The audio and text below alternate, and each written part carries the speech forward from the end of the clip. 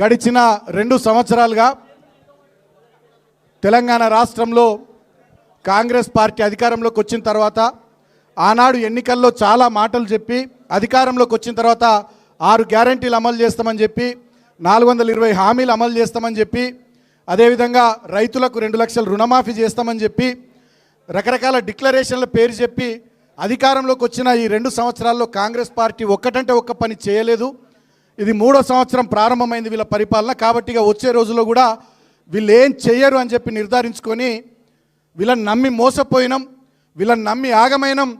ముఖ్యంగా చెన్నూరు అసెంబ్లీ నియోజకవర్గంలో మంత్రి గారు వివేక్ గారు ఎమ్మెల్యే గెలిచి వారు మంత్రి అయినరు.